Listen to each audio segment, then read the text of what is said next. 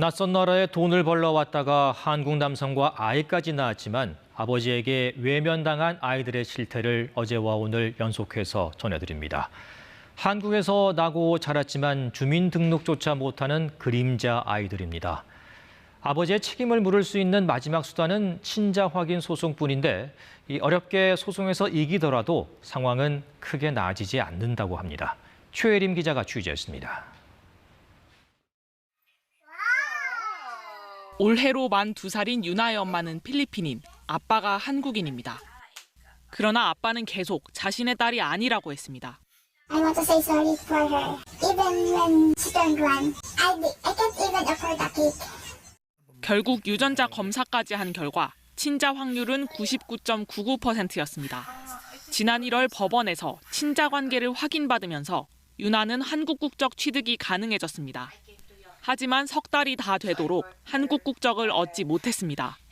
아빠의 가족관계 증명서, 주민등록 등본 등을 받아서 출입국 사무소에 제출해야 하는데 아빠가 협조를 거부하고 있기 때문입니다. 서류들을 발급받아야 하는 행정복지센터나 구청은 행정부 산하에 있잖아요.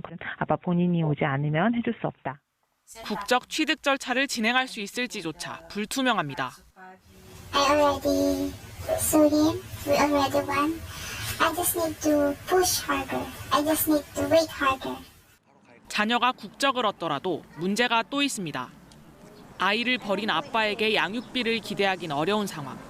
사실혼으로 인정받지 않으면 외국인 엄마의 취업은 불가능합니다. My money. Then sometimes if I don't have, I borrow to my friends. Please, I need to work. I have a child. 국가인권위는 이 문제에 대한 조사에 나섰고 미성년 한국인을 키우는 외국인 부모에게 취업 기회를 줘야 한다고 지난해 7월 권고했습니다.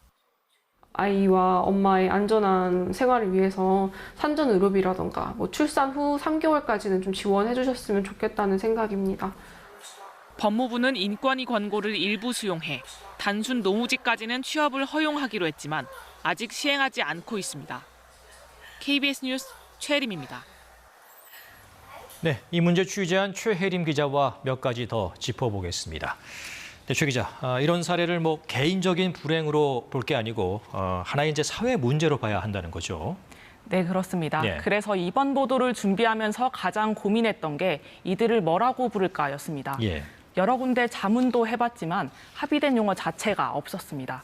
그만큼 이들의 존재에 관심이 부족했던 걸 보여주는 겁니다. 네. 자, 어제 오늘 전해드린 내용을 이렇게 쭉 보면요. 아이들의 이제 인권 문제와도 직결되어 있는 것 같습니다. 맞습니다. 그래서 정부가 나서줘야 합니다. 무엇을 지원할 것인지는 두 번째 문제고 우선은 국내에 이런 이들이 얼마나 있는지 그 실태 파악부터 필요합니다. 예. 지금은 외국인 노동자를 지원하는 시민단체나 여성단체가 아름아름 개별적으로 돕고 있는 수준입니다. 자, 외국인 이제 미혼모 6명을 직접 만나서 취재를 했는데요. 이들에게 이제 가장 시급한 지원은 뭐든가요? 의료비 지원이 가장 급합니다. 예. 엄마는 불법 체류, 아이는 무국적이다 보니 출산 전후로 필요한 기본 검진조차 못 받는 경우가 허다하고 또 아이가 아프면 병원비 걱정부터 해야 하는 처지입니다. 그 다음은 취업 문제인데요. 엄마 입장에서는 타국인 한국에서 혼자 아이를 키워야 하는데 비자 문제로 취업을 할 수 없으니 열악한 일자리에 내몰릴 수밖에 없습니다. 법무부가 예고한 대로 단순 노무직이라도 할 수 있다면 급한 불은 끌 수 있을 텐데요.